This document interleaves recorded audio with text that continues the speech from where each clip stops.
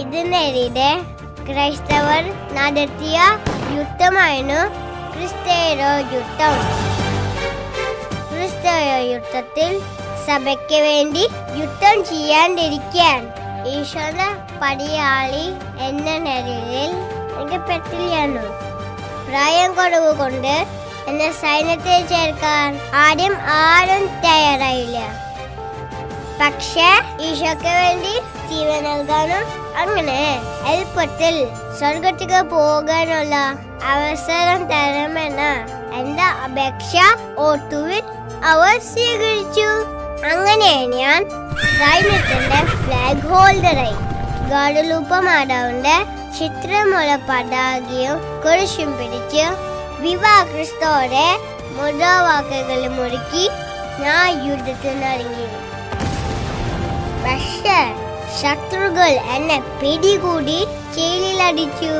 ഒറ്റ കാര്യമേ അവർ എന്നെ മുമ്പിൽ വെച്ചല്ലോ, ക്രിസ്തുവിനെ നിഷേധിക്കുക എന്നാ ഞാൻ പറഞ്ഞു. ഇല്ല, ഞാനത് ഒരിക്കലും പറയില്ല. ഞാൻ ഒരിക്കലും എന്റെ ക്രിസ്തു രാജനെ തള്ളി പറയില്ല. എന്നെ മുമ്പിൽ വെച്ച് കൂടിയുള്ളവരെ അവർ കൊലപ്പെടുത്തി. ഇനി നമ്മൾക്ക് സ്വർഗത്തെ കാണാമെന്ന് പറഞ്ഞ് ഞാൻ ധൈര്യപ്പെടുത്തി.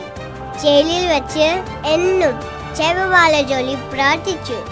എന്റെ സഹനമോട്ട് സങ്കടപ്പെട്ട എന്റെ അമ്മയോട് ഞാൻ പറഞ്ഞു, അമ്മേ, ഏറ്റവും എളുപ്പത്തിലും വേഗത്തിലും സ്വർഗം നേടാനുള്ള അവസരം എനിക്ക് നഷ്ടപ്പെട്ടാൻ അനുവദിക്കല്ലേ. ഒടുവിൽ ഭരണകൂടം എന്റെ ഉള്ളം കാലിൽ കത്തിക്കൊണ്ട് വരഞ്ഞ് മുറിവുകളുണ്ടാക്കി.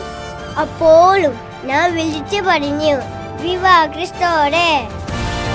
ശേഷം സെമിത്തേരിക്ക് കൊണ്ടുപോയി ജപമാല കയ്യിൽ പിടിച്ച് നഗ്നപാതനായി ക്രിസ്തു രാജൻ നീനാൽ വാഴത്തെ ഇന്ന് ഒടക്കെ വിളിച്ച് തോക്കിന് മുമ്പിലൂടെ നടന്ന ഞാൻ മുറിവുകളിൽ നിന്നും ഒഴുകിയറിഞ്ഞ എന്റെ രക്തം കൊണ്ട് സെമിത്തേരിയുടെ മണ്ണിൽ കുരിശു രൂപം വരച്ചു. വിവാഹ ക്രിസ്തോടെ എന്ന് വീണ്ടും ഒടുവത്തെ കൊണ്ടുവന്ന എന്നെ വെടിവെച്ചു കൊന്നു. ലോക സന്തോഷത്തിന് വേണ്ടി ദൈവത്തിന്മാർക്കൊണ്ടോട് ഞാൻ പറയാത്തെ, ലോകത്തിൽ കാണുന്നതെല്ലാം വേഗം കടന്നു പോകും. അത് കഴിഞ്ഞുള്ള നിത്യമായ ജീവിതം യേശു രാജാവിന്റെ കൂടെ ആകുക എന്നതാ ഏറ്റവും ഇമ്പോർട്ടന്റ് കാര്യം. വിവാഹ ക്രിസ്തോടെ.